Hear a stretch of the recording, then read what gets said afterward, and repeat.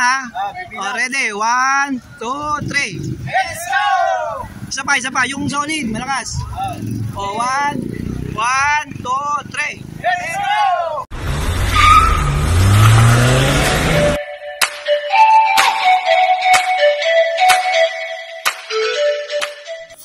Welcome back mga Junakis. Eto na naman ang inyong Daddy O para sa panibagong episode ng ating vlog. And today, nandito tayo ngayon sa bayan ng Gimba, Nueva Ecija upang tuklasin ang pangunahing means of transportation ng mga tao dito sa Gimba, Nueva Ecija. Hindi yan ha, kalabaw yan. Ano gusto mo sabihin? Ako ang mapasama dito! Ito ay ang tricycle. Kaya't samahan nyo kami sa aming pag-iikot upang maunawaan natin at maintindihan pa ng malalim ang lahat ng may kaugnayan dito. So ano pang hinihintay? Let's go! Let's go! Let's go!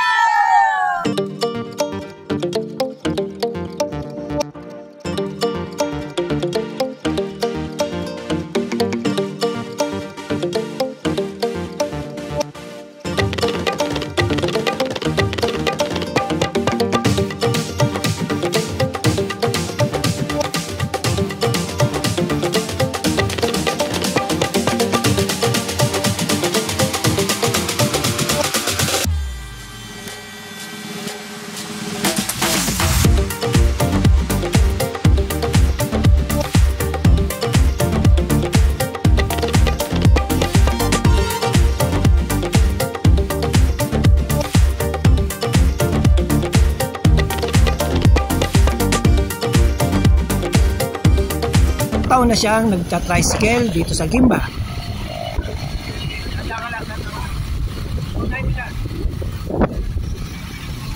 Sinamahan ko siya sa kanyang pamamasada para magtanong din ng mga bagay-bagay tungkol sa kanyang hanap buhay. Ano nga ang tunay na pangalan mo?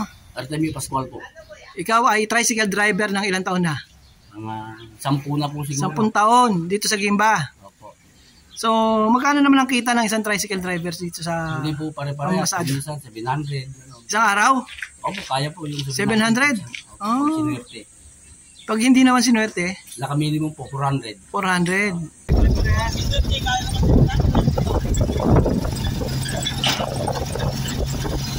So, nakakabuhay na ng pamilya?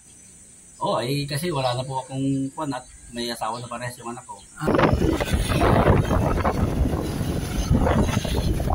At sa edad niyang 67 years old, dito na rin nila kinukuha ang kanyang pang-araw-araw na pangangailangan. Araw-araw yung 700? Hindi naman po, hindi pare-parehas nga po. Anong araw yung 700? Lunes po kung minsan. Lunes? Kasi may arkila ako ng Lunes.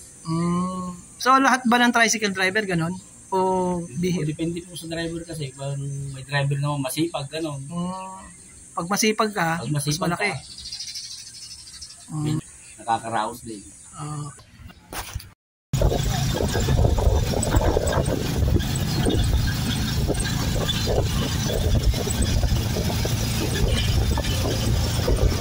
At para lubos nating makilala ang grupong ito, sinadya natin sa kanilang opisina ang presidente ng pangkalatang TODA dito sa Gimba, Tricycle Operators and Drivers Association President Eric Cablayan.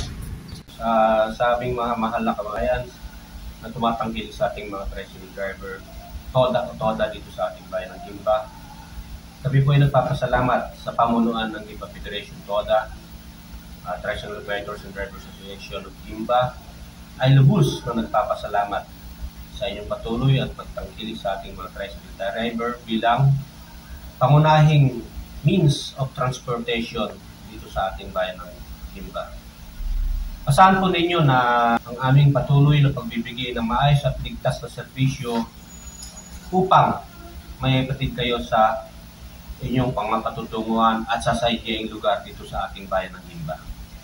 Bukas din po ang aming pamunuan, tanggapan ng Gimba Federation TODA sa anumang concern o reklamo ng mga mananakay sa aming mga driver na kung maaari, ayusin po natin anumang sitwasyon na meron tayo. Muli, maraming pong salamat sa inyo pong walang sawang pagtangkilik sa Gimba Federation TODA at ito po ang inyong Pangulo sa Gimba Federation TODA, Eric Cablayan. Maraming pong salamat in behalf of our Todo Federation Presidents na mga 72. Muli, maraming salamat. Aktibo din ang grupong ito sa kanilang monthly meetings and coordination sa kung anumang proyekto at activities na kailangan ng agarang aksyon tungo sa isang matagumpay na resulta. Susuporta din ang overall Gimba Tricycle Operators and Drivers Association sa nalalapit na pagbubukas ng bagong branch ng Robinson's Easy Mart Store dito sa bayang ito. At bago natin tapusin ang vlog na to, gusto nating i-shoutout ang mga followers natin at supporters ng channel nito. Shoutout kay Manny Tinio, Jose Dayday, at sa pamunuan ng overall Gimba Toda.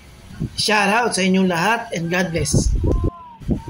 So once again, this has been your Daddy O saying stay safe, ride safe, and God bless. Bye-bye!